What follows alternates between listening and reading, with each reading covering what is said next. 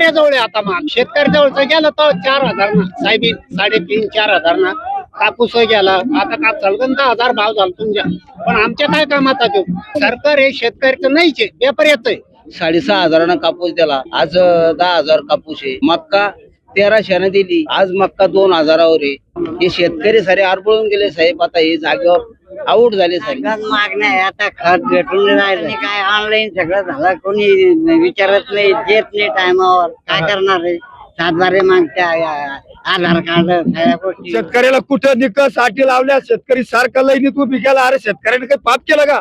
लोकांचे भिकारी लोकल पोरायचे लग्न व्हायला लोकांच्या. शेतकऱ्यांची सरसकट कर्जमाफी झाली पाहिजे या मागणीसाठी आज छत्रपती संभाजीनगर शहरातील केम्ब्रिज चौक या ठिकाणी शेतकऱ्यांचा एल्गार या ठिकाणी रस्ता रोको आंदोलन करण्यात येणार आहे. त्यासाठी मराठवाडा भारामधून शेतकरी जे आहेत त्या छत्रपती संभाजीनगर शहरातील केम्ब्रिज चौकात या ठिकाणी आलेत. माझ्या पाठीमागं बघू शकता की सगळे शेतकरी आहेत आणि विविध गावातून, विविध तालुक्यातून, जिल्ह्यातून हे शेतकरी आलेले आहेत. आपण नेमकं काय अडचणी येतात त्यांना आपण ते संग जाणू.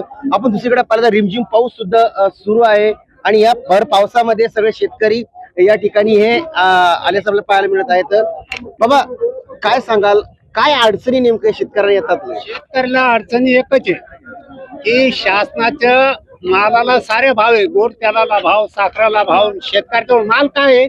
सायबीन, तूर, वांग आणि सायबीन, मक्का. हिला भावच नाही, आत्ताही भाव नाही असा.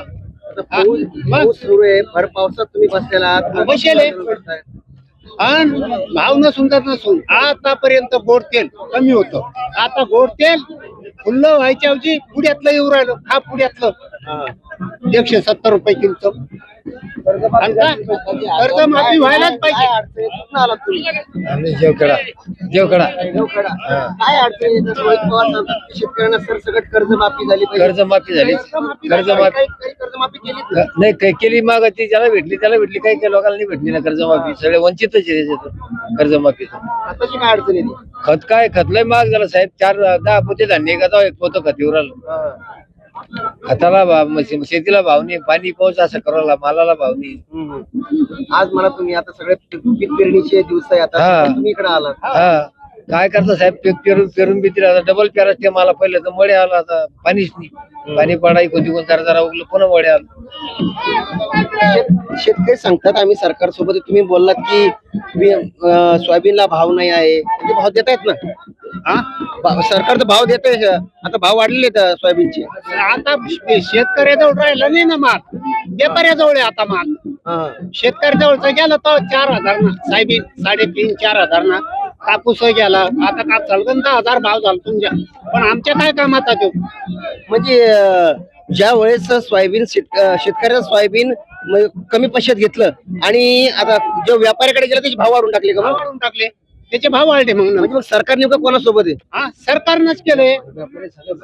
व्यापाऱ्याचं काय? सरकार व्यापाऱ्यासोबत असं म्हणायचं? सरकार हे शेतकऱ्याचं नाहीच आहे, व्यापाऱ्याचं आहे. व्यापाऱ्याला मोठं करताय, व्यापाऱ्यालाच मोठं करताय. व्यापाऱ्याला मोठं करताय असं थेट अर्थ. तुम्ही कुठं आलात? आम्ही चौकडून आलो साहेब. चौखेडवर आलात का? काय अडचणी शेतकऱ्यांना येतात? अडचणी काय साहेब, आता आम्ही पुऱ्या खताची पहिले 1,000 रुपयाला गोणी होती, आज 1,800ला झाली. ऑनलाईन भेटत कसं आहे? आता आयला भेटत, पण तसं बी दुकानवर जात असं आहे. पहिली एक कापसाची गोट 6,500 कापूस दिला, आज 10,000 कापूस आहे. आता का आमच्या व्यापाऱ्याजवळ गेल्यावर आता मक्का 1,300 दिली, आज मक्का 2,000वर आहे. आणि काय करते शेतकरी? हे शेतकरी सारे आरबळून गेले साहेब. आता हे जागेवर आऊट झाले सारे. रोहित पवारांनी तिथं पंढरपुरात उपोषण केलंय तरी त्यांना न्याय मिळाला आणि आता इथं रस्ता रोको करत तरी मिळेल कसं वाटतं का?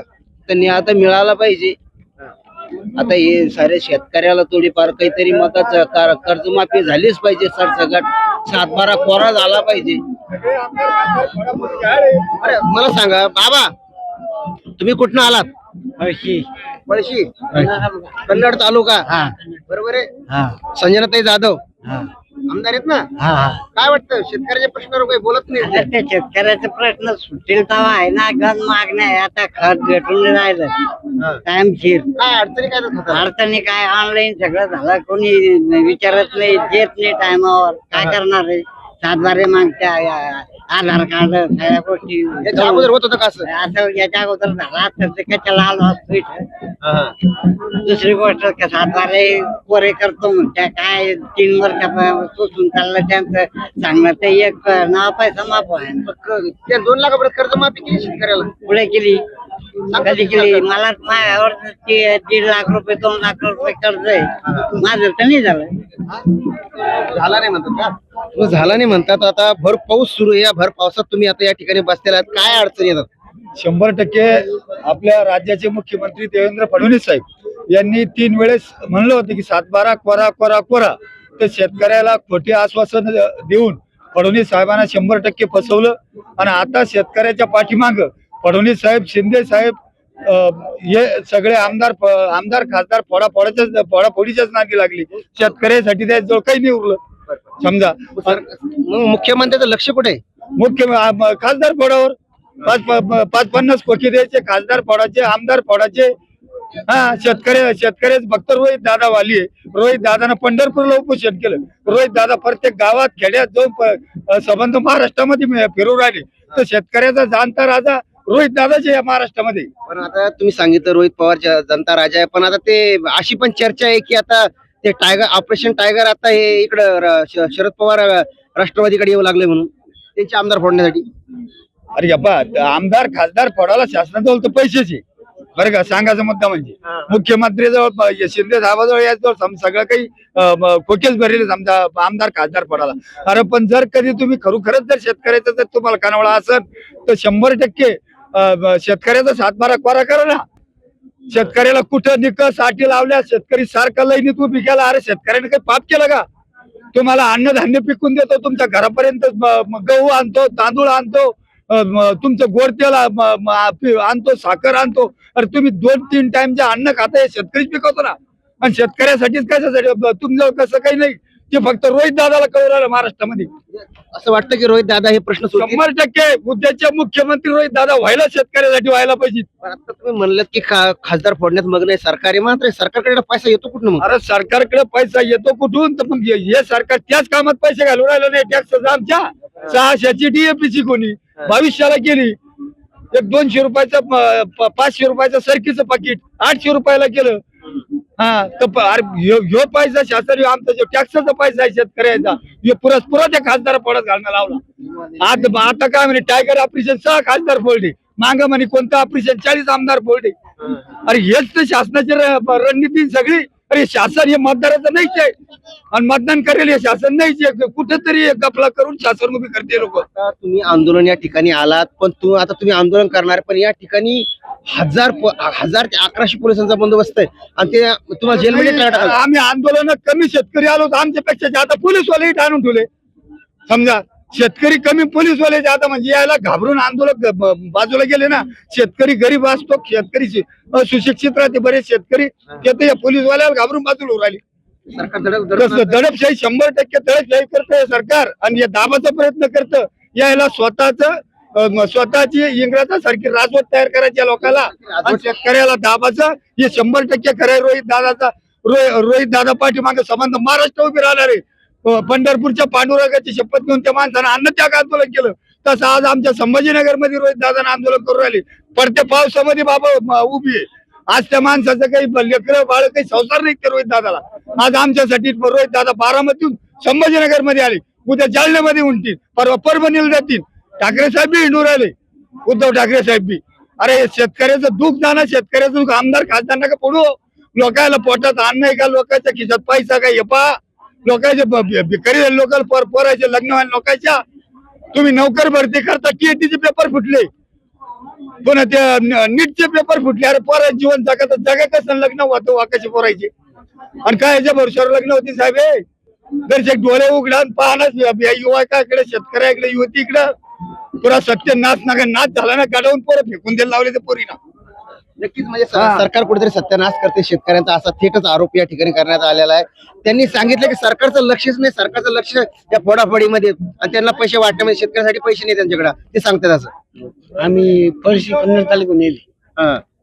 तर शेतकऱ्याचं जे सरकारचं पर्यावरणच नाहीये. पुढे खत 1000 रुपयाचे ते 2000, 2200-2300 लोक चाललाय. आता पहिले आडण लोक त्याला खत नाही भेटलं. पहिले आडण लोक खत सुद्धा भेटले नाही. तसेच मला राहिले. काय करणार शेतकरी? भेटत नाही, हे भेटत नाही, मग सरकारचं लक्ष कोणाकडे आहे मग? ते जे ऑनलाईन आहे जे आपले शिक्षण सवलत त्याला सरकारचं लक्ष कोणाकडे आहे मग? असे सुशिक्षित लोक ऐकण्यात लक्ष आहे. आडण लोकांचं काहीच करायला लोकांकडे लक्ष नाहीये. बाबा ते सांगतात की इकडे पण सरकारचं लक्ष कोणाकडे आहे नेमकं? सरकारचं शेतकऱ्याकडे लक्ष नाही तर नाही शेतकऱ्याला लक्ष नाही. मला त्याला जे भाव काय झाले शेतकऱ्याला खाणंच पडतं. पाणी नाही, पाऊस नाही, महागाच्या गोण्या आणून ठेवल्या. त्या गोण्या काय भावाच्या ते बी ऑनलाईन करणं पडतं. ते काय करायचे? कर्ज बघून बसलं शेतकऱ्याचं, कर्ज भेटेल त्याच्यामध्ये. नक्कीच आपण जर ही परिस्थिती पाहिली तर ही शेतकऱ्यांची परिस्थिती आहे. पाहायला आपण सध्या तर हे पाऊस सुरू आहे आणि या भर पावसामध्ये रिमझिम पाऊस राहील. या रिमझिम पावसामध्ये शेतकरी जे आहे या ठिकाणी हे रस्ता रोको आंदोलन थोड्याच वेळात रोहित पवार तसेच सुप्रिया सुळे असतील, हर्षवर्धन सपकाळे यांच्या नेतृत्वात सुरू होणार आहे. तत्पूर्वी जर पाहिलं आपण तर या मैदानात सगळे शेतकरी बसलेले आहे आणि सरकार विरोधात कडक म्हणजे रोष या ठिकाणी व्यक्त करत आहे. सरकारचं शेतकऱ्याकडे लक्ष नसून आमदार फोडण्यामध्ये, खासदार फोडण्यामध्ये लक्ष आहे, असा थेट आरोप जो आहे सरकारवरती शेतकऱ्यांकडून करण्यात आलेला आहे. story.com साठी मी देवराज, छत्रपती संभाजीनगर.